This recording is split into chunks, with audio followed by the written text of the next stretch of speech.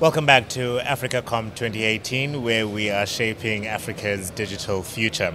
With me is Joseph Hundah, the Group CEO and President of Econet Media. Thank you very much for joining us here, Joseph. You're participating in the pay TV stream of conversations, if you like. Right. What is the future of pay TV? Africa, that's a very good question. I think, the industry right now is going through quite a serious inflection point where the traditional competition that we faced before is slowly changing. In the past, if you had a free-to-air TV station, your competition was another guy doing a free-to-air TV station. And pay TV businesses, their competition was other pay TV businesses.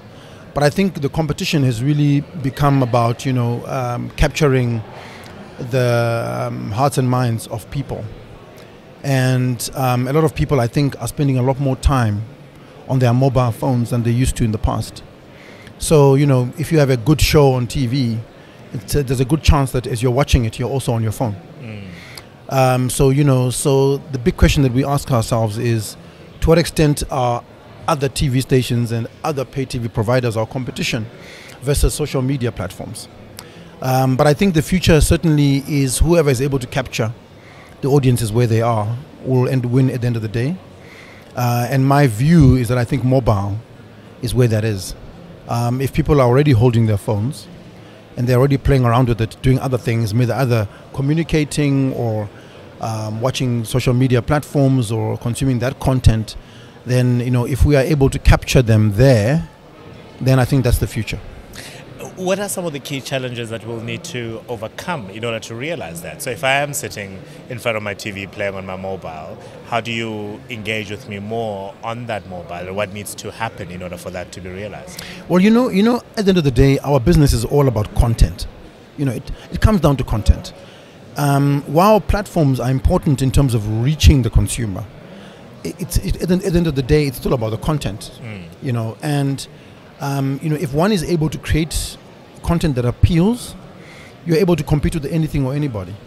And trying to figure out what is that content that makes people consume more and more content on their device or on their platform or wherever they are, I think is the trick. And I think, we've seen in the last couple of months some announcements, especially in the US, about studios, one led by Jeff Katzenberg, that is focusing on content made specifically for the mobile phone. Yeah. As opposed to in the past where we kind of made content for traditional platforms and we try and adapt it to the mobile phone. I think we may see more and more of content creation taking place specifically for the mobile phone and only for the mobile phone. And when we get that right, we will surely take away attention from other social media platforms, even from the TV set. No, for sure. Well, that's just one of the changes in the media space. We have video on demand challenges that you guys are facing. And of course, the business model that comes to producing that content as well. Gaze into your crystal ball for a second and fast forward 10 years. What are you seeing to be the media space in Africa, and how are you responding to it? Yeah. Look, I think media is tracking behind the rest of the world. I have to admit that. And I think one of the things that is dragging us behind specifically is the cost of broadband and data in general. How fast that changes and how quickly broadband costs drop or become more affordable will certainly determine what the future of pay TV in Africa specifically is concerned.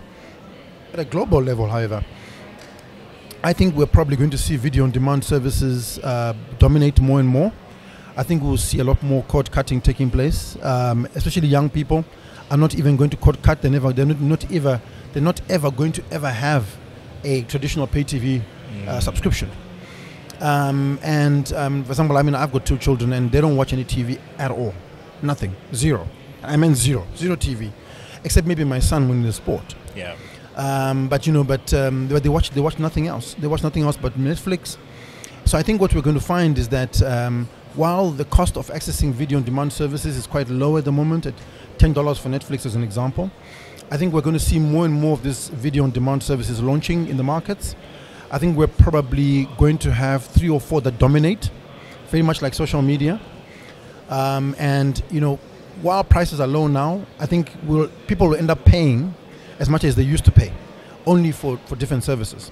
So I don't think it's unfathomable that I will have 4 video on demand services that I've signed up for, maybe one from Disney, one from AT&T, one Netflix, maybe Amazon Prime or someone else who launches, and I'll end up paying $40, $50 anyway, which is the price that I'm paying today. For pay TV.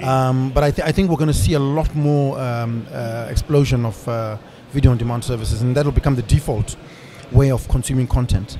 The issue that I'm not 100% sure of right now is how sport will play out in that. Yeah.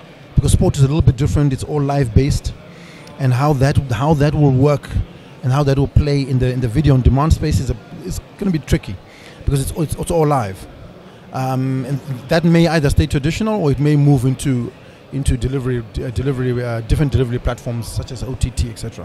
Which I imagine then places pressure on you as Group CEO and President of Econet Media to lead a team, to be creative, to be innovative, so that you stay ahead of the game. Absolutely, it's very difficult, and we've just started a project within Econet Media now, where what we're doing is we've decided that there are some people that are just too old for this new age media, and what we're doing is that we basically have asked the youngest people in the organization from across the organization, whether they're in sport or marketing or content acquisition or content creation, to create an innovation hub of sorts of young people, and to kind of come up with new ways that we could deliver content.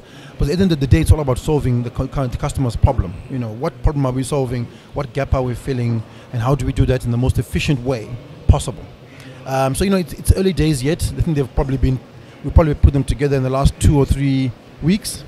So but it's something that I think needs to be part of our culture and our ecosystem, is to have that running constantly, because it is extremely fast paced, we've got to try and always stay ahead of the game.